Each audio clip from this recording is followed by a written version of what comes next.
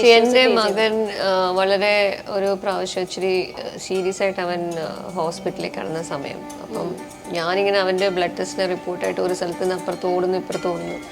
ഇതിൻ്റെ ഇടയ്ക്ക് ആളുകൾ പിടിച്ചു നിർത്തിയിട്ട് സെൽഫി എടുക്കണം. ചില മനുഷ്യരായാലും കുറച്ചൊക്കെ ഒരു ബോധം വേണം. See, there is always a solution in life. Solution ഇല്ലാത്ത ഒരു പ്രോബ്ലവും ഇല്ല നമ്മുടെ ലൈഫിൽ. എൻ്റെ പൂച്ചയും പട്ടികളും ചിലപ്പോൾ നന്നായിട്ട് എന്നെ കുറിച്ച് പറയുമായിരിക്കും, അവൻ എന്നെ കുറിച്ച് പറഞ്ഞില്ലെങ്കിലും. അപ്പം ഞാനിപ്പോൾ പലപ്പോഴും ഒരു പ്രോജക്റ്റ് കഴിഞ്ഞ് എന്നെ കാണാത്തത് ഞാൻ ഏതെങ്കിലും കോളേജിൽ പോയി ജോയിൻ ചെയ്ത് ഞാൻ പഠിക്കാൻ പോകും. അഭിനയത്തിന് ശേഷമാണ് ഡിഗ്രി ചെയ്തത്? അല്ല, അഭിനയത്തിനൊപ്പമാണ് ചെയ്തത്. ഇപ്പോൾ ചേച്ചിയുടെ ഒരു കാഴ്ചപ്പാടിൽ സ്ത്രീകൾക്ക് കിട്ടുന്ന ഒരു എന്താ പറയുക, അക്സെപ്റ്റൻസ് കൂടിയിട്ടുണ്ടെന്ന് തോന്നുന്നുണ്ടോ ഈ ഫീൽഡിൽ? കാരണം ഒരുപാട് ഡിബേറ്റ് നടക്കുന്ന ഒരു സബ്ജക്റ്റ് ആണത്. ഇപ്പോഴത്തെ ഒരു സ്ഥിതിയിൽ ചേച്ചിക്ക് എന്താ ഫീൽ ചെയ്യുന്നത് പേഴ്സണലി? എനിക്ക് നേരത്തെയും അങ്ങനെ അക്സെപ്റ്റൻസ് കുറവെന്നൊന്നും എനിക്ക് തോന്നിയിട്ടൊന്നുമില്ല. So it all depends upon how and what you as an individual want.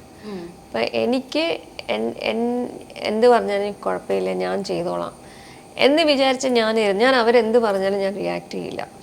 ഞാൻ അതെല്ലാം കേട്ട് സഹിച്ചിരുന്നോളാം എന്ന് പറഞ്ഞാൽ ആ രീതിക്ക് ജീവിക്കുന്ന ഒരു വിഭാഗം സ്ത്രീകളുണ്ട്. അതല്ല, അവർ പറയുന്നത് കാര്യമുണ്ട്, അത് ഞാൻ ഉൾക്കൊണ്ടിട്ട് കാര്യമല്ലാത്ത കാര്യങ്ങൾക്ക് റിയാക്ട് ചെയ്യാം എന്ന് ജീവിക്കുന്ന ഒരു സെക്ഷൻ ആൾക്കാരുണ്ട്. ഇതൊന്നുമല്ല, എന്ത് പറഞ്ഞാലും അതല്ല, ഇത് എൻ്റെ വേർഡാണിത് എന്ന് എല്ലാത്തിനും ഫുൾ കംപ്ലീറ്റ് റിയാക്ഷൻ ഇട്ട് പോകുന്ന ഒരു പറ്റമുണ്ട്. I belong to the middle one. അവർ പറയുന്നതിന് കാര്യം ഉണ്ടെന്ന് കഴിഞ്ഞാൽ I should accept it, I should learn from it. അതല്ല എന്ന് തോന്നിക്കഴിഞ്ഞാൽ ഡോണ്ട് ഡു ഇറ്റ്. ഞാൻ അങ്ങനത്തെ ഒരു വ്യക്തിയാണ്. അപ്പം so far as far as I am concerned, എനിക്ക് അങ്ങനെ ഒരു ഇഷ്യൂ വന്നു കഴിഞ്ഞാൽ അല്ലെങ്കിൽ അങ്ങനെ ഒരു സംഭവം, എനിക്കിപ്പം ഒരു സ്ഥലത്ത് ചെന്നിട്ട് എനിക്ക് പറ്റിയില്ല എങ്കിൽ ഞാൻ പറ്റില്ല എന്ന് പറഞ്ഞ് തിരിച്ചു മടങ്ങുന്ന ഒരാളാണ്. അപ്പം അങ്ങനെ വരുമ്പോഴത്തേക്ക് ബാക്കിയുള്ള പ്രോബ്ലംസ് എന്നെ ഫോളോ ചെയ്യണില്ല. അവിടെ വരെയുള്ള അവിടെ വെച്ചത് തീരുവാണ്. I don't like to drag things. അപ്പോൾ ഇപ്പോൾ ഒരു സ്ഥലത്ത് അക്സെപ്റ്റൻസ് കിട്ടിയില്ല അല്ലെങ്കിൽ അത് ശരിയല്ല എന്ന് തോന്നിക്കഴിഞ്ഞാൽ ഞാൻ അവിടെ നിന്ന് പിന്മാറും. പിന്നെ ഞാൻ എൻ്റെ പുറകെ പോകേണ്ട കാര്യം വരുന്നില്ല. ഐ മീൻ, ബാക്കിയുള്ള ചാലഞ്ചസ് ഞാൻ ഫേസ് ചെയ്യേണ്ട കാര്യം വരുന്നില്ല. ചേച്ചി എങ്ങനെയാണ് കരിയറിൽ വരുന്ന ചലഞ്ചസിനെയും അല്ലെങ്കിൽ ലൈഫിൽ വരുന്ന ചലഞ്ചസിനെയൊക്കെ ഫേസ് ചെയ്യുന്ന ഒരു രീതി? യൂഷ്വലി ആദ്യം കരഞ്ഞു വിളിക്കും, ദേഷ്യപ്പെടും, പൊട്ടിത്തെറിക്കും, കയ്യിലിരിക്കണ ഫോൺ എടുത്തെറിയും. ഇതെല്ലാം കഴിഞ്ഞ് ഫോൺ എറിയുമ്പോൾ പൊട്ടുമല്ലോ. പിന്നെ പോകുന്ന പോക്കിന് കടയിൽ പോയി ഈ കാശ് എന്തിനാണ് ഞാനിപ്പോൾ വേസ്റ്റ് ചെയ്തതെന്ന് ആലോചിച്ച് ഞാനങ്ങ് കാം ഡൗൺ ആയി. ഇതിനൊക്കെ ഒരു സൊല്യൂഷൻ വരും എന്നിങ്ങനെ മനസ്സിൽ പറഞ്ഞ് തിരിച്ച് വീട്ടിലെത്തി കഴിയുമ്പോഴത്തേക്ക് okay.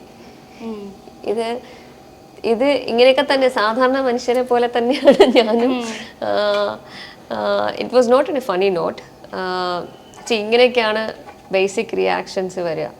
Okay, seriously, if you ask me, challenges, see, there is always a solution in life. Solution ഇല്ലാത്ത ഒരു പ്രോബ്ലവും ഇല്ല നമ്മുടെ ലൈഫിൽ. ചില കാര്യങ്ങൾ നമ്മൾ ചിലപ്പം താന്നു കൊടുക്കേണ്ടി വരും. ചില കാര്യങ്ങൾ ചിലപ്പോൾ നമ്മൾ പലരെയും വേദനിപ്പിച്ച് ചിലപ്പോൾ ഒരു ഡിസിഷൻ എടുക്കേണ്ടി വരും. അവിടെയാണ് നമ്മൾ ഒന്ന് കുഴയുന്നത്.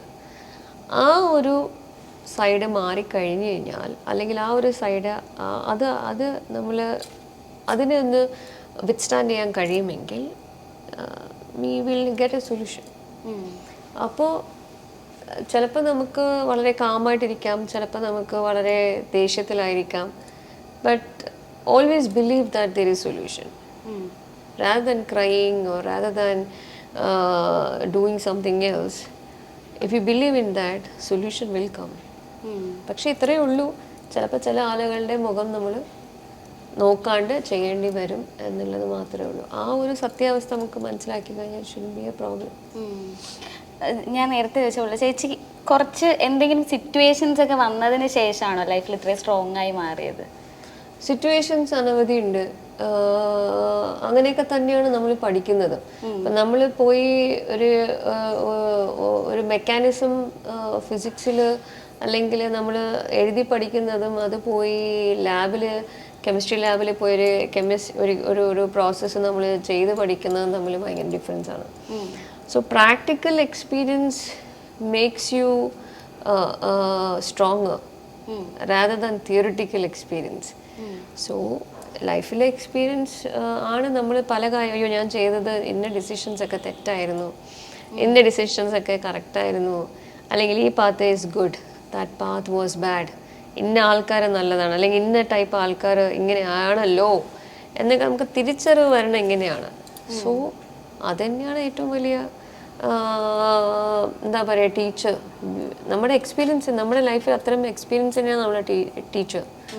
സോ സെൻസിറ്റീവ് ആയ ആളായിരുന്നു ചേച്ചി? I'm actually very sensitive, very emotional. പക്ഷെ എനിക്ക് ഇപ്പൊ കാണുമ്പോ ഉണ്ടല്ലോ ചേച്ചി ഭയങ്കര സ്ട്രോങ് ആയിട്ടുള്ള, ഭയങ്കര എന്താ പറയാ, എന്ത് വന്നാലും ഞാൻ ഫേസ് ചെയ്യും എന്നുള്ളത്. അത് കുട്ടിയിലെ മുതൽ ഞാൻ അങ്ങനെയായിരുന്നു. കുട്ടിയിലെ മുതൽ ഞാൻ അങ്ങനെയാണ്. എനിക്കൊന്ന് അങ്ങനത്തെ ഒരു maybe because of the family issues we had and all between my mom and dad and all. അപ്പം അങ്ങനെയൊക്കെ വന്നപ്പോഴത്തേക്ക് സാധാരണഗതിയിൽ നമ്മൾ ചില കാര്യം നമ്മൾ തന്നെ വളരെ കുഞ്ഞിലെ തന്നെ പല കാര്യങ്ങൾക്ക് ഡിസിഷൻ എടുക്കേണ്ടി വരും ഒറ്റയ്ക്ക്. അപ്പം ആ സമയത്ത് ഭയങ്കരമായിട്ട് നമ്മളിങ്ങനെ ഒരു അയ്യോ അത് ആണോ ശരിയാണോ തെറ്റാണോ എന്നൊക്കെ നമ്മളിങ്ങനെ ചിന്തിക്കും. പക്ഷേ അതൊക്കെ ഭയങ്കരമായിട്ട് എന്നെ വളരെയധികം എനിക്കത് എന്തെങ്കിലും പ്രശ്നമുണ്ടെങ്കിൽ ഫേസ് ചെയ്യാനുള്ളൊരു കപ്പാസിറ്റി തന്നിട്ടുണ്ട്. ചേച്ചിയെ മോൾഡ് ചെയ്യുന്നതിലൊരു പങ്ക് എനിക്ക് തോന്നുന്നു വളരെ ചെറുതിലെ തന്നെ മെച്ചോർഡ് ആയിട്ടുള്ള ഒരു ആളായിട്ട് നിൽക്കേണ്ട വന്നു. ഞാൻ വളരെ ഇൻഡിപെൻഡൻ്റ് ആയിരുന്നു വളരെ കുഞ്ഞിലേ മുതൽ. And I don't like depending upon anyone else. എന്നെ കൊണ്ട് ചെയ്യാൻ പറ്റുന്നതെല്ലാം സ്വന്തമായി തന്നെ ചെയ്യണം എന്നുള്ളൊരു ആളാണ് ഞാൻ. ഈ ഇൻഡിപെൻഡൻസിക്ക് എത്രത്തോളം ഇമ്പോർട്ടൻസ് ഉണ്ട് ഒരു ഗേളിൻ്റെ ലൈഫിൽ ആസ് എ ഗേൾ ചേച്ചി പറയുകയാണെങ്കിൽ? 100%. You should be independent. You should be, see, even if you have a husband or a boyfriend or father, mother, kids or whatever it is, you should be independent. They shouldn't feel that you are depending upon them. അതൊരു സ്ത്രീ ആയാലും ശരി തന്നെ ഒരു പുരുഷനായാലും ശരി തന്നെ equally important ആണ്. ആരും ഇല്ലെങ്കിൽ പോലും നമ്മൾക്ക് സർവൈവ് ചെയ്യാൻ പറ്റും എന്നുള്ളൊരു സാധനം ഉണ്ട്. അത് നമുക്ക് പ്രകൃതി എന്ന് പറഞ്ഞൊരു നേച്ചറിലൊരു പവറുണ്ട്. അപ്പം അത് സ്ത്രീക്ക് മാത്രമല്ല പുരുഷനും അതുപോലെ ദ സെയിം റൂൾ അപ്ലൈസ്. ചേച്ചിയുടെ കരിയറിൽ ഈ പറഞ്ഞ പോലെ ക്യാരക്ടേഴ്സ് നോക്കുകയാണെങ്കിൽ ഇപ്പോൾ ഒരുപാട് സ്ട്രോങ് ക്യാരക്ടേഴ്സ് ഉണ്ട്. ഇപ്പോൾ തങ്കമീൻകൾ നോക്കുകയാണെങ്കിലും മിന്നൽ മുരളി ആണെങ്കിലും അതുപോലെ ഇപ്പം നമ്മുടെ മദ്രാസ് മാറ്റിനി ആണെങ്കിലും അങ്ങനെ ഭയങ്കര സ്ട്രോങ് ആയിട്ടുള്ള ക്യാരക്ടേഴ്സ് ചേച്ചി ചെയ്യുന്നുണ്ട്. ആക്ച്വലി ഈ സ്ട്രോങ്നെസ് ചേച്ചിയുടെ പേഴ്സണാലിറ്റി ആയിട്ട് മാച്ചായിട്ട് ചേച്ചി കണക്ട് ചെയ്ത് തീരുമാനിക്കുന്ന റോൾസ് ആണോ? അല്ലല്ല, എനിക്ക് ഇങ്ങോട്ട് റോള് വരുന്നത് ഞാൻ ചെയ്യുന്നു എന്നുള്ളത് മാത്രമേ ഉള്ളൂ. ആ വരുന്ന റോൾസൊക്കെ ദൈവമേ എന്നെ വിളിക്കുന്നുണ്ടല്ലോ എന്നുള്ളൊരു കാര്യം മാത്രമാണ്.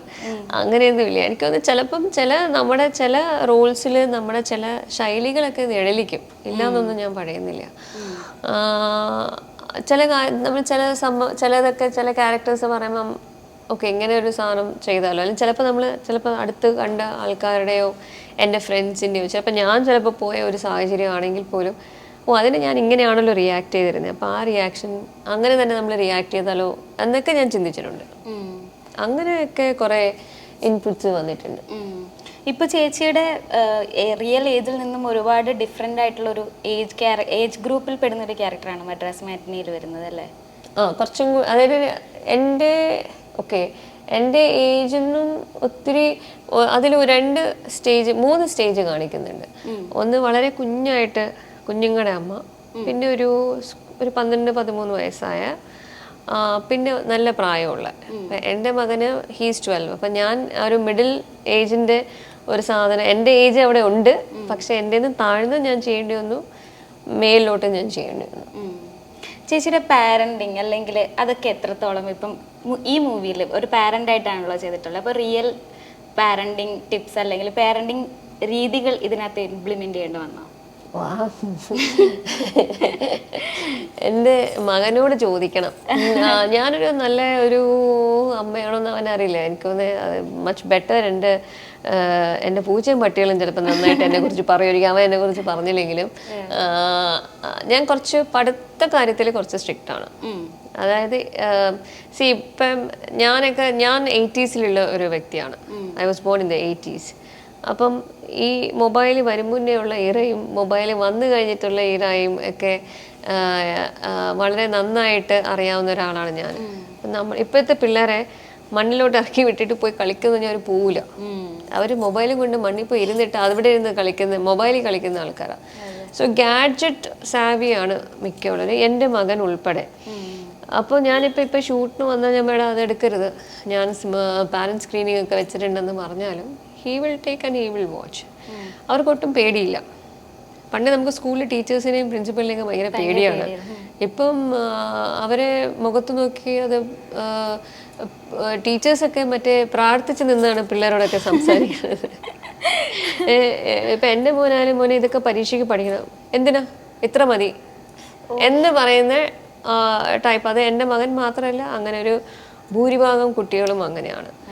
അപ്പം ഈ ഒരു ജനറേഷൻ അപ്പം നമുക്ക് പണ്ട് കുക്കിംഗ് സെറ്റും മറ്റേ കാറൊക്കെ മേടിച്ച് തരുമ്പോൾ ഇന്നിപ്പം മറ്റേ RC കാറും ബാക്കിയുള്ളതും ഒക്കെ ഗാഡ്ജറ്റ്സ് അല്ല, ഇന്ന് PS5 കാര്യങ്ങളും ഒക്കെയാണ്. സോ ഇവല്യൂഷൻ നടക്കുകയാണ്. പക്ഷേ ഐ തിങ്ക് അത് കാരണം there are lots of drawbacks.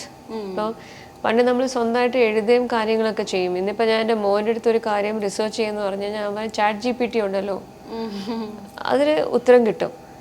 അപ്പോൾ അവർ they are not using their capacity, they are not using their skills. അതൊരു വലിയൊരു ഡ്രോബാക്ക് തന്നെയാണ്. അപ്പം അപ്പാർട്ട് ഫ്രം അപ്പം പഠിത്ത കാര്യത്തിനെ കുറിച്ച് വായന വളരെ വളരെ ദുരിതമാണ് ഇപ്പം. അപ്പോൾ അതൊന്നും അങ്ങനത്തെ കുറേ കാര്യങ്ങളില്ല. അപ്പം നമ്മളിപ്പം ഇൻസിസ്റ്റ് ചെയ്ത കാര്യമില്ല, ഒരു പരിധി വരെ പറയാൻ പറ്റത്തുള്ളൂ. അപ്പോൾ ആ ഒരു പഠിത്തത്തിൻ്റെ കാര്യത്തിൽ ചെറിയ സ്ട്രിക്റ്റ് ഉണ്ട്. അല്ലെങ്കിൽ ഐ എം വെരി ജോവിയൽ, അവൻ്റെ ഇഷ്ടം, ഞാൻ അവനെ മറ്റേ നമ്മളൊരു ഫ്രണ്ട്സ് പോലെ കണക്കാക്കുക എന്ന് പറയുന്ന ടൈപ്പാണ്. അങ്ങനെ തന്നെ നിൽക്കണം എന്നാണ് കുട്ടികളോട്. ജെൻറൽ പേരൻറ്റിങ് ഇപ്പോൾ കുറേ പേര് പറയുന്നുണ്ട്. ഇപ്പോഴത്തെ ഒരു ജനറേഷന് ജെൻറൽ പേരൻറ്റിങ് ആണ് പറയുന്നത്. പക്ഷേ നമ്മുടെ കൂടെ തന്നെ കുറേ പേരുണ്ട് പിള്ളേരെ അടിച്ച് തന്നെ വളർത്തണം എന്ന് പറയുന്ന ആൾക്കാരും ഉണ്ട്. ചേച്ചി എന്താണ്? എൻ്റെ മോൻ എൻ്റെ നിന്ന് കിട്ടാറൊക്കെ ഉണ്ട്. ജെൻറ്റിലൊക്കെ ഞാൻ ആദ്യം ഇങ്ങനെ ഞാൻ ജെൻറ്റിലാണെന്നൊക്കെ പറഞ്ഞ് അവസാനം എൻ്റെ നിന്ന് കിട്ടും. ജെൻറ്റിലൊക്കെ മാറി മെൻ്റൽ ആകുമ്പോഴത്തേക്ക് അതൊക്കെ ഇടയ്ക്ക് ഞാനും പൊട്ടിക്കാറൊക്കെ ഉണ്ട്. ഒരു പരിധി ഉണ്ട് പറയുന്നത്, അതും കറിഞ്ഞ് മനസ്സിലായില്ലെങ്കിൽ പിന്നെ എന്ത് ചെയ്യാനാന്നുള്ളൊരു സാധനമുണ്ട്. അപ്പോൾ അവന് എപ്പോഴും തല്ലാറില്ല, എന്നാലും എൻ്റെ പിടി വിടുമ്പോൾ ചിലപ്പം. പക്ഷെ എന്നാൽ അത് കഴിഞ്ഞിട്ട് എനിക്ക് ഭയങ്കര ഗിൽറ്റി ഫീലിംഗാണ്. ചെയ്യണ്ടായിരുന്നു, കൊടുക്കണ്ടായിരുന്നു, ഒക്കെ ഇങ്ങനെ വരും, വേണ്ടായിരുന്നു എന്നൊക്കെ പറഞ്ഞു വരും. അതെയാ എനിക്ക് അത്ര ജെന്നിലാവാൻ അറിഞ്ഞൂടാ. ചേച്ചിയുടെ തങ്കമീനുകളിലെ റോളിനെ പറ്റിയിട്ട് അത് ആക്ച്വലി ഒരുപാട് ഡിസ്കഷൻസ് പോയിട്ടുള്ള ഒരു ക്യാരക്ടറാണ്. ചേച്ചി എങ്ങനെയാണ് ഇപ്പോൾ ആ ഒരു ക്യാരക്ടറിനെ ഓർക്കണത്? It was a beautiful movie. Ram സാറാണ് ഡിറക്ഷൻ. സാറിൻ്റെ സ്വന്തം കഥയാണ്, സാറിൻ്റെ സ്വന്തം ലൈഫാണത്. സാറിൻ്റെ വീട്ടിൽ തന്നെയുള്ള കഥയാണത്. അപ്പോൾ I truly respect that person a lot. പിന്നെ ആ സിനിമ നമ്മൾ ചെയ്തെടുക്കാൻ കുറച്ച് നാളെടുത്തു. ഈ പറഞ്ഞ പോലെ ഫിനാൻഷ്യൽ കുറേ ഇഷ്യൂസ് ഉണ്ടായിരുന്നു. അതെല്ലാം അതിജീവിച്ച് വന്നൊരു സിനിമയാണ്. അത് വന്ന ശേഷം ഫിലിം ഫെസ്റ്റിവലിൽ ഭയങ്കരമായിട്ട് അതിന് അവാർഡ്സ് ഉണ്ടായിരുന്നു, ഭയങ്കര അപ്രീസിയേഷൻ കിട്ടിയതാണ്. അതിൻ്റെ ഒരു ഭാഗമാകാൻ കഴിഞ്ഞത് എൻ്റെ വലിയ കാര്യമാണ്. എങ്ങനെയാണ് സാർ എന്നെ വിളിച്ചതെന്നൊന്നും എനിക്കിപ്പോഴും ഓർമ്മയൊന്നുമില്ല. പക്ഷേ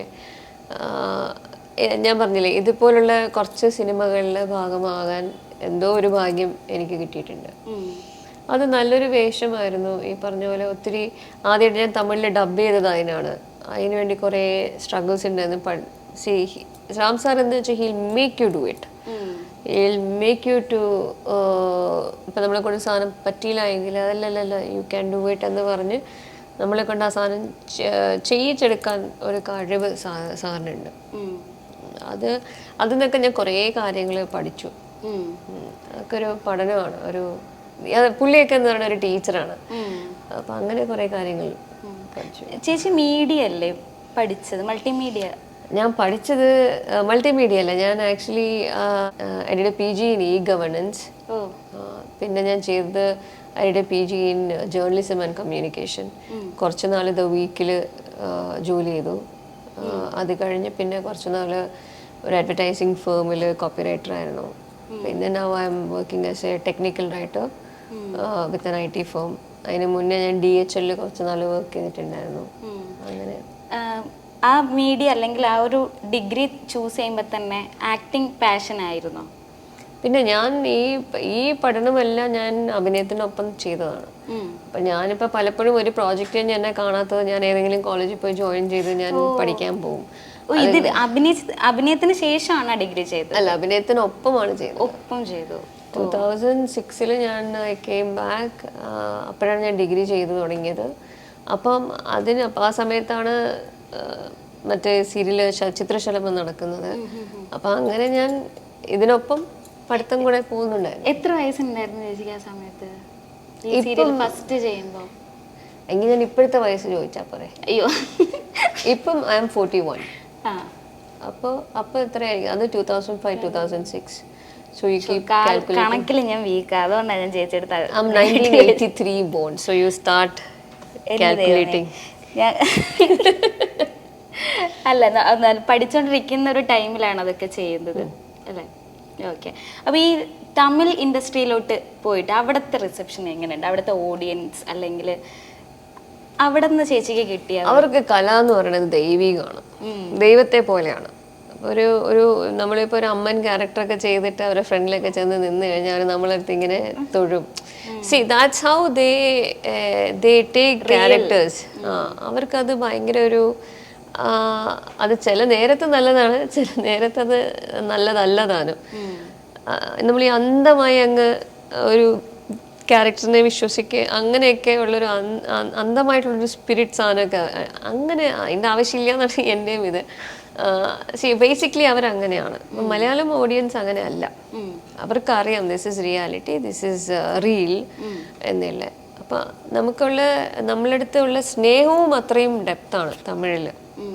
അപ്പം അവർ നമ്മളൊരു കാര്യം ചെയ്ത് നമ്മൾ അക്സെപ്റ്റ് ചെയ്ത് കഴിഞ്ഞാൽ പിന്നെ നമ്മളൊക്കെ എന്ന് പറയുന്നത് ഭയങ്കര പവറുള്ള ആൾക്കാരാണ് അവർക്ക്. അപ്പം ആ ഒരു ഡിഫറൻസ് ഉണ്ട്. ഈ ഞാൻ ടൂ മച്ച് ലവ് ഉണ്ടല്ലോ ഓഡിയൻസിൻ്റെ അടുത്തുനിന്ന്. ഇപ്പം ഞാൻ 1-2 ആക്ടേഴ്സ് പറയുന്നത് കേട്ടിട്ടുണ്ട്. അതായത് അവർക്ക് ഞാൻ ആരൊക്കെയോ ആണ്, പക്ഷെ എനിക്ക് അവരെ അറിയില്ല. ബട്ട് സ്റ്റിൽ നമ്മളത് നമ്മളൊരു ബാലൻസിൽ പോയാലാണ് ഓഡിയൻസിൻ്റെ അടുത്ത് കാര്യം നടക്കുള്ളൂ എന്ന് പറഞ്ഞ് കേട്ടിട്ടുണ്ട്. ചേച്ചിക്ക് എന്താ തോന്നുന്നു? ഇപ്പം പ്രൈവസിയിലേക്ക് ഒരുപാട്, ഇപ്പം പ്രൈവറ്റ് മൊമെന്റ്സിൽ ഇത് കണക്കത്തെ ആളുകളുടെ ഇടിച്ചു കയറലും അങ്ങനെയൊക്കെ ചേച്ചിക്ക്? എൻ്റെ മകൻ വളരെ ഒരു പ്രാവശ്യം ഇച്ചിരി സീരിയസ് ആയിട്ട് അവൻ ഹോസ്പിറ്റലിൽ കിടന്ന സമയം. അപ്പം ഞാനിങ്ങനെ അവൻ്റെ ബ്ലഡ് ടെസ്റ്റിൻ്റെ റിപ്പോർട്ടായിട്ട് ഒരു സ്ഥലത്ത് നിന്ന് അപ്പുറത്ത് ഓടുന്നു ഇപ്പുറത്ത് ഓടുന്നു. അപ്പം ഇതിൻ്റെ ഇടയ്ക്ക് ആളുകൾ പിടിച്ചു നിർത്തിയിട്ട് സെൽഫി എടുക്കണം. നമുക്കപ്പം പറയാൻ പറ്റില്ല, നിങ്ങളൊന്നും മിണ്ടാതിരി, ഞാൻ ഇങ്ങനെയാണ് സിറ്റുവേഷൻ. സോ ചില മനുഷ്യരായാലും കുറച്ചൊക്കെ ഒരു ബോധം വേണം. ഇവരും okay, apart from an actor അവരും ഒരു ഹ്യൂമൻ ബീയിങ് ആണ്. അവർക്കും കുടുംബമുണ്ട്, അല്ലെങ്കിൽ അവരും ഇന്ന സിറ്റുവേഷനിൽ കൂടി ആയിരിക്കും പോകുന്നത്. ഇപ്പം ഞാനൊരു ഹോസ്പിറ്റലിൽ വന്ന് സിനിമ കാണാൻ വേണ്ടി ഇരിക്കില്ല. ഹോസ്പിറ്റലിൽ വന്ന് ഞാൻ എന്തെങ്കിലും ഒരു പേഷ്യൻറ്റിനെ കാണാൻ, ഞാൻ എന്നെ കാണിക്കാനോ എന്തെങ്കിലും ഒരു സംഭവമായിരിക്കും. അപ്പം അത്തരം സാഹചര്യങ്ങൾ മനസ്സിലാക്കി പെരുമാറുന്നത് എപ്പോഴും നല്ലതായിരിക്കും. അതിപ്പോൾ ആരായാലും അപ്പം പറയുമ്പോൾ അവരെൻ്റെ കൂടെ സെൽഫി എടുക്കാൻ നിന്നില്ല, അവർ മറ്റേ ജാടയാണ്, അവരതാണ്. പക്ഷെ പറഞ്ഞിട്ട് കാര്യം ചില സമയത്ത് we won't be able to do that. നമ്മുടെ സിറ്റുവേഷൻ, നമ്മുടെ ചിലപ്പോൾ ഒരു മരണം ഒക്കെ കണ്ടിട്ട് നിൽക്കുന്നതായിരിക്കും, അല്ലെങ്കിൽ അത് അതിജീവിച്ച് നിൽക്കുന്നതായിരിക്കും. അപ്പോൾ ആ ഒരു ഇമോഷണൽ ഒരു സ്റ്റാൻഡ് ഉണ്ടല്ലോ, അത് മനസ്സിലാക്കണം. അപ്പം എപ്പോഴും ഓപ്പോസിറ്റ് നിൽക്കുന്ന അവരെ എന്താണ് സിറ്റുവേഷൻ എന്ന് അനലൈസ് ചെയ്തിട്ട് നിൽക്കുക. നീ പറഞ്ഞ ഡൈ ഹാർഡ് ഫാൻസ് ഒക്കെ ഉണ്ട്. ഞാൻ പിന്നെ അതൊന്നും ഇതുവരെ ഫേസ് ചെയ്തിട്ടില്ലാത്തതുകൊണ്ട് I have no idea about it. ഇതൊരു ഫേസ് ചെയ്തിട്ടില്ല. ഞാൻ അടുത്ത് ചോദിക്കാൻ വരുമായിരുന്നു, എന്തെങ്കിലും അങ്ങനത്തെ ഒരു മൊമെന്റ് ഒന്നും ഇല്ല ഇതിപ്പം? കാരണം എനിക്ക് തോന്നുന്നു വില്ലൻ വിഷൻ ചെയ്യുന്ന ആളുകൾക്കായിരിക്കും കുറച്ചും കൂടെ അങ്ങനത്തെ സ്റ്റോറീസ് ഒക്കെ ഉള്ളത്. ഓക്കെ.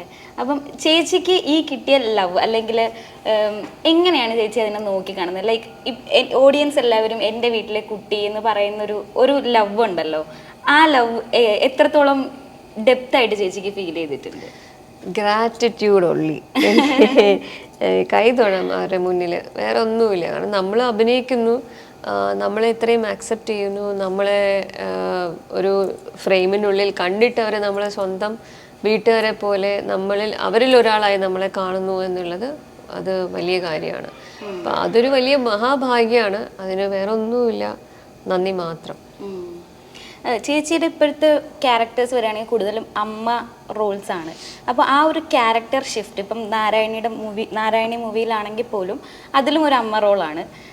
അപ്പോൾ ഈ ക്യാരക്ടർ ഷിഫ്റ്റിനെ എങ്ങനെയാണ് നോക്കി കാണുന്നത്? അതായത് ഇപ്പോൾ കുറച്ചുകൂടെ പക്വമായിട്ടുള്ള റോളാണ്. ഞാൻ ഏജ് ആവുകയാണ്.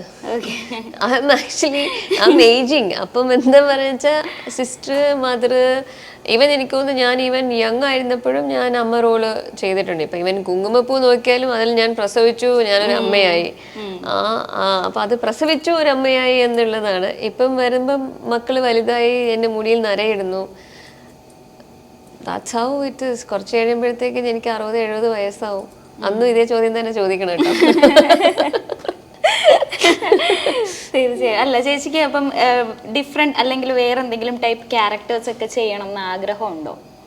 ഒത്തിരി ഉണ്ട്. ലൈക്ക് എനിക്ക് മിലിറ്ററി വേഷങ്ങൾ ചെയ്യണമെന്നുണ്ട്, വളരെ സ്റ്റൺസ് ഒക്കെ ചെയ്യണം എന്നൊക്കെ ഉണ്ട്. ഇങ്ങനത്തെ കുറെ ഫാസിനേറ്റ്. എനിക്ക് കാർട്ടൂൺ ക്യാരക്ടേഴ്സ് ചെയ്യണമെന്നുണ്ട്. പക്ഷെ അതൊക്കെ പോയി കഴിഞ്ഞാൽ ലിസ്റ്റ് അനേകം. ചേച്ചിക്ക് എങ്ങനെയാ, എന്താണ് മൂവി എന്ന് പറഞ്ഞു കഴിഞ്ഞാൽ, സിനിമ അല്ലെങ്കിൽ അഭിനയം എന്ന് പറഞ്ഞാൽ എന്താണ് ഞാൻ ചോദിക്കാം? Meditation. It's kind of meditation. And ഞാൻ എന്നിൽ നിന്ന് മാറി, എൻ്റെ ചിന്തയിൽ നിന്ന് മാറി, I am getting into the skin of another person. ഞാൻ വേറൊരു വ്യക്തിയായി മാറി. നമ്മളിതൊക്കെ മറ്റേ പ്രേതവാദ സീരിയലും മറ്റേ ഇതൊക്കെ കോമിക്കും അതിലൊക്കെ അല്ലേ വായിച്ചിട്ടുള്ളൂ. പക്ഷെ ആക്ച്വലി നമ്മൾക്ക് ഒരു ക്യാരക്ടർ തരുമ്പോൾ we are getting into the skin of that character. അതിന് ജീവൻ കൊടുക്കുകയാണ്. അത് വേറൊന്നിനും ചെയ്യാൻ പറ്റില്ല, വേറെ ഒരു ഇൻഡസ്ട്രിയിലും ചെയ്യാൻ പറ്റാത്തൊരു സാധനമാണ്. ആക്ടിങ് ഈസ് ബിഹേവിങ് എന്ന് കേട്ടിട്ടുണ്ട്. പക്ഷെ എൻ്റെ ഒരു പോയിന്റ് ഓഫ് വ്യൂവിൽ, ചേച്ചിയുടെ ഒരു പോയിന്റ് ഓഫ് വ്യൂവിൽ ആക്ടിങ് ഈസ് ബിഹേവിങ് ആണോ ഒരു ട്രാൻസ്ഫോർമേഷൻ ആണോ? For me it is A meditation. ഞാൻ പറഞ്ഞില്ലേ, നമ്മൾ you just close your eyes. ഇപ്പം ഞാൻ എൻ്റെ അടുത്ത് മെഡിറ്റേറ്റ് ചെയ്യാൻ പറഞ്ഞു കഴിഞ്ഞാൽ ഇങ്ങനെ ക്ലോസ് മൈ ഐസ് എന്ന് പറയുമ്പോൾ ഒരു 100 കാര്യം വരും. എന്നെ കൊണ്ട് മെഡിറ്റേറ്റ് ചെയ്യാൻ പറ്റാറേ ഇല്ല. അതിപ്പോൾ കണ്ണടച്ചിരിക്കണം എന്നൊന്നുമില്ല. ഇപ്പോൾ ഒരു പക്ഷിയെ നോക്കി അതെങ്ങനെ ചിലയ്ക്കുന്നു, അതിൻ്റെ സൗണ്ട് എന്താണ്, അതിനെ മാത്രം നോക്കി നമ്മൾ വേറെ ഒരു സാധനം ചിന്തിക്കാണ്ടിരുന്ന ഇറ്റ്സ് എ മെഡിറ്റേഷൻ. നമ്മൾ നീന്താൻ പോയി കഴിഞ്ഞാൽ ഇപ്പം ഞാൻ നന്നായി നീന്തുന്ന ഒരാളല്ല. അപ്പം നീന്തിക്കൊണ്ടിരിക്കുമ്പോൾ ഞാൻ വേറെ എന്തെങ്കിലും ചിന്തിച്ചാൽ ഞാൻ അപ്പോഴേ മുങ്ങും. സോ ആ ഒരു കോൺസെൻട്രേഷൻ നമ്മൾ അതിന് മാത്രമായിരിക്കും ഫോക്കസ് ചെയ്യുക. എനിക്കെപ്പോഴും തോന്നിയിട്ടില്ല ഞാൻ വേറൊരു ക്യാരക്ടർ ആകുമ്പോഴത്തേക്ക് ഐ ഫോക്കസ് ഓൺ ദാറ്റ്. ആ പെർട്ടിക്കുലർ ക്യാരക്ടർ എങ്ങനെ ആയിരിക്കണം, അതിൻ്റെ സ്കിൻ ആക്ഷൻ ആയിക്കഴിഞ്ഞാൽ ഞാൻ അതാണ്. കട്ട് പറയുമ്പോഴേ പിന്നെ ഞാനായി മാറുന്നുള്ളൂ. അപ്പോൾ ഇപ്പോൾ എനിക്ക് എൻ്റെ വീട്ടിൽ എന്ത് സാഹചര്യം നടന്നെന്ന് വെച്ചാലും ഞാനിപ്പോൾ ഒരു ആ ഫിലിമിൽ ആ ക്യാരക്ടർ കമ്മിറ്റ് ചെയ്തിട്ടുണ്ടെങ്കിൽ അത് ഭയങ്കര ഒരു തമാശ പറയുന്നതാണെങ്കിൽ എനിക്കത് പറഞ്ഞേ പറ്റുള്ളൂ, ഞാനത് അഭിനയിച്ചേ പറ്റുള്ളൂ. സോ ഈ ഒരു സാധനം എന്നെ അലട്ടരുത്. സോ ഞാൻ അതിൻ്റെ ഒരു സ്റ്റോപ്പ് നിർത്തിയിട്ട് ഞാനത് അതിലോട്ട് പോവുകയാണ്. So that is kind of a meditation. So I feel it's kind of a അതൊരു അങ്ങനത്തെ ഒരു രീതി ആയിട്ടാണ് എനിക്ക് തോന്നിയിട്ടുള്ളത്. ശരിക്കും ചേച്ചി ഇപ്പോൾ പറഞ്ഞ ഒരു കാര്യം ഭയങ്കര ചിന്തിക്കേണ്ട ഒരു കാര്യം. അതാണ് നമ്മളെപ്പോഴും നമ്മുടെ പേഴ്സണൽ ഇഷ്യൂസ് നമ്മുടെ വർക്ക് പ്ലേസിലേക്ക് ഡ്രാഗ് ചെയ്യാറുണ്ട്. അത് എന്താ പറയുക, നമ്മുടെ മൂഡ് ശരിയല്ലെങ്കിൽ നമ്മുടെ വർക്ക് പ്ലേസിൽ അത് കാണിക്കുക. അതൊക്കെ എനിക്ക് തോന്നുന്നു ഇപ്പം ചേച്ചി പറഞ്ഞത് അതിനൊരു ആൻസർ ആണെന്ന് തോന്നുന്നു. അതായത് നമ്മൾ അതിലേക്ക് നമ്മുടെ ബാക്കിയുള്ളതെല്ലാം മാറ്റി വെച്ചിട്ട് വേണം ഇറങ്ങാൻ എന്നുള്ളത്. അല്ലെങ്കിൽ അത് എന്തായാലും നമ്മുടെ മുഖത്തത് റിഫ്ലക്ട് ചെയ്യും. എനിക്കൊരു സാധനം ഇഷ്ടമല്ല, എനിക്ക് അല്ലെങ്കിൽ വിഷമം ഉണ്ടെന്ന് ഞാൻ എത്ര ചിരിച്ചാലും ആ കംപ്ലീറ്റ് സാധനം ഉള്ളിൽ നിന്ന് വരില്ല. അതെല്ലാം മാറ്റി വെച്ചിട്ട് നമുക്ക് ഇതിലോട്ട് ചെയ്യാൻ പറ്റുള്ളൂ. എങ്കിലും അതിനൊരു കംപ്ലീഷൻ. എന്നാലേ ഒരു ഡയറക്ടർ ആയാലും അയാൾ കട്ട് ഓക്കെ കൊള്ളാം എന്ന് ടേക്ക് ഓക്കെ എന്ന് പറയണമെങ്കിൽ തന്നെ ആ ഒരു സാധനം വരണം, ഇല്ലെങ്കിൽ ചെയ്യാൻ പറ്റില്ല. ചേച്ചി ഒരു കംപ്ലീറ്റ് ഡയറക്ടേഴ്സ് ആക്ടറാണോ? എനിക്ക് തന്ന കാര്യം എനിക്ക് ഡൗട്ട്സ് ഉണ്ടാവും, അത് പോയി ഞാൻ ചോദിക്കും, സംസാരിക്കും, അത് ക്ലിയർ ചെയ്യും. The rest is up to the director. ഞാൻ എൻ്റെ ഷോട്ടുകൾ കഴിഞ്ഞ് ഞാൻ എന്നെ പോയി സ്ക്രീനിൽ പോയി ചെക്ക് ചെയ്യാറില്ല. ഞാനത് ഇതുവരെ ചെയ്തിട്ടില്ല, ഞാൻ ചെയ്യാൻ പോണതുമില്ല. എനിക്ക് എന്തോന്ന് കാരണം അത് കണ്ടു കഴിഞ്ഞാൽ എനിക്ക് എപ്പോഴും ശരിയായില്ല എന്ന് പറഞ്ഞേ വരുള്ളൂ. സെക്കൻഡ്, ഞാൻ ഭയങ്കര ക്യാമറ ഷൈ ആയിട്ടുള്ള ഒരാളാണ്. അപ്പോൾ ഇപ്പം എൻ്റെ സിനിമ റിലീസ് ചെയ്താലും ഞാൻ എല്ലാവർക്കൊപ്പം ഞാൻ പോയി ഇന്ന് കാണില്ല. എസ്പെഷ്യലി എന്നെ അറിയാവുന്ന എൻ്റെ വീട്ടുകാർക്കൊപ്പം ഞാൻ പോയി ഇന്ന് കാണില്ല. എനിക്ക് ഭയങ്കര ചമ്മലാണ്. പിന്നെ ഈ പറഞ്ഞ പോലെ ഒരു ഫോട്ടോ എടുക്കാനും എല്ലാവർക്കൊപ്പം വിളിച്ചെങ്കിൽ ഭയങ്കര ചമ്മലാണ്. എന്താണെന്ന് എനിക്കറിയില്ല. ഇതൊന്നും ആക്ച്വലി ഷൂട്ടിൻ്റെ സമയത്ത് റിഫ്ലക്റ്റ് ചെയ്യാറില്ല. I am actually another person. പക്ഷേ these are my personal things. അപ്പോൾ എല്ലാവരും പറയും നമ്മളിപ്പോൾ ചെയ്തത് കണ്ടിട്ട് നമ്മുടെ അതിനകത്തുള്ള പോരായ്മകൾ മനസ്സിലാക്കി പിന്നെ ഇമ്പ്രൂവ് ചെയ്യണം. അപ്പോൾ ചേച്ചിക്ക് എങ്ങനെയാ അത് ചെയ്യാറുണ്ടോ? ആരും ഇല്ലാത്തപ്പോൾ ഞാനിരുന്ന് നോക്കിയിട്ട് ആണ് ഞാൻ ആക്ച്വലി അതൊക്കെ ഞാൻ എങ്ങനെയായാലും ശരിയെന്ന് എനിക്ക് ചിലപ്പോൾ തോന്നും ഇതൊന്നും ശരിയായില്ല. ഇപ്പോഴും ഉഷ എന്ന് പറഞ്ഞ പുള്ളി വിളിക്കുന്നത് ആ പാട്ടും പൊട്ടിത്തെറിയൊക്കെ ഞാൻ കുറച്ചുകൂടി ബെറ്റർ ആക്കാൻ എന്തായി ഞാൻ ചെയ്തു വെച്ചേക്കുന്നതൊക്കെയാണ് ഞാൻ ഇപ്പോഴും ആലോചിക്കുക. അങ്ങനെ തോന്നുന്നു, ശരിക്കും തോന്നുന്നു. ഇപ്പൊ എത്ര നമ്മളെ പ്രൈസ് ചെയ്യുന്ന ഒരു ക്യാരക്ടർ ആണെങ്കിൽ എനിക്ക് തോന്നാറുണ്ട്. ബാക്കിയുള്ളവരെ എനിക്കറിയില്ല. പേഴ്സണൽ ഒരു സാറ്റിസ്ഫാക്ഷൻ ലെവൽ അത് വളരെ ഇവിടെ കുറച്ചും കൂടെ കുറച്ച് കുറയ്ക്കാമോ അല്ലെങ്കിൽ കുറച്ച് കൂട്ടാമായിരുന്നു എന്നൊക്കെ പറഞ്ഞിട്ടൊരു സാധനം വരും. എനിക്ക് ചേച്ചിയുടെ കുങ്കുമപ്പൂവിന് ശേഷം ഏറ്റവും കൂടുതൽ മലയാളികൾ ചർച്ച ചെയ്ത ഒരു ക്യാരക്ടറായിരുന്നു ഉഷ. ഇപ്പൊ നോക്കുമ്പോൾ ചേച്ചിയുടെ ലൈഫിൽ കറക്റ്റ് ടൈമിലാണോ ഉഷ സംഭവിച്ചത്? എൻ്റെ ലൈഫിൽ എപ്പം നടക്കണം എന്ന് എനിക്ക് തന്നെ അറിയില്ല. ഇന്നത്തെ ദിവസം ജീവിക്കുക, ഫിനിഷ്. നാളെ രാവിലെ കണ്ണു തുറന്നെന്ന് പറയാം. അത്രേ ഉള്ളൂ. അങ്ങനെ ചിന്തിക്കുന്ന ഞാൻ എങ്ങനെയാണ് ഉഷ എന്ന ക്യാരക്ടർ ഇപ്പൊ സംഭവിക്കേണ്ടതാണ്, നാളെ സംഭവിക്കേണ്ടതാണ്, ഇന്നലെ സംഭവിക്കേണ്ടതായിരുന്നു എന്നൊന്നും. അല്ല, കുറച്ചുകൂടെ മുമ്പേ അത്രയും സ്ട്രോങ് ആയിട്ടുള്ള ഒരു ക്യാരക്ടർ കിട്ടിയിരുന്നെങ്കിൽ കുറച്ചുകൂടെ കരിയറിലൊരു ഗ്രോത്ത് ഉണ്ടാകും പേഴ്സണലി ഫീൽ ചെയ്തു. I have no idea. Career growth ഒരു ട്രാജക്ടറി എനിക്കറിയില്ല. എസ്പെഷ്യലി ഫിലിം ഇൻഡസ്ട്രിയിൽ വരുന്നത് ചെയ്യും, അതെനിക്ക് ഇഷ്ടമാണെങ്കിൽ ചെയ്യും എന്നുള്ള ഒരു നിലപാടാണ് എൻ്റെത്. അപ്പോൾ എപ്പോൾ വരും എന്നുള്ളത് എനിക്ക് അറിഞ്ഞുകൂടാ. അതിന് വേണ്ടിയിട്ടുള്ളൊരു ഗ്രൗണ്ട് വർക്കോ അതിന് വേണ്ടിയിട്ടുള്ളൊരു തയ്യാറെടുപ്പോ ഒന്നുമില്ല. So I basically don't know how to answer your question. Okay. ഈ സെൽഫ് ലവ് അല്ലെങ്കിൽ നമ്മുടെ സെൽഫ് കെയർ, സെൽഫ് ആക്സെപ്റ്റൻസ്, ഇതിനൊക്കെ എത്രത്തോളം ഇമ്പോർട്ടൻസ് ഉണ്ട്? വളരെ ഇമ്പോർട്ടൻ്റ് ആണ്. ഞാൻ പലപ്പോഴും ചെയ്യാത്തൊരു കാര്യം അത് തന്നെയാണ്. അത് വളരെ ഇമ്പോർട്ടൻ്റ് ആണ്. നമ്മൾ സെൽഫ് ലവ് വേണം. You need to spend time for yourself so that you don't get tired. And ഈ പറഞ്ഞ പോലെ അതിന് കുറച്ച് സമയം നമ്മൾ കണ്ടെത്തണം. ബാക്കി എല്ലാത്തിൽ നിന്നും ഒഴിഞ്ഞ് നിങ്ങളെ പാമ്പർ ചെയ്യണം. എങ്കിൽ മാത്രമേ നമുക്ക് കുറച്ചൊരു വിൽ ഹാവ് എ പെപ്റ്റ് ഓഫ് ലൈഫ്.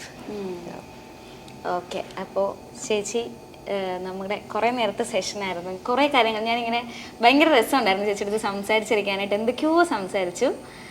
ഒരുപാട് സന്തോഷം. ഇനി ഒരുപാട് മൂവീസിൽ ചേച്ചിയെ കാണാൻ പറ്റും. ഇനി ഇടയ്ക്കിടയ്ക്ക് എനിക്ക് ഇന്റർവ്യൂ എടുക്കാൻ പറ്റട്ടെ. Thank you so much and I really liked your questions. Thanks a lot. Thanks.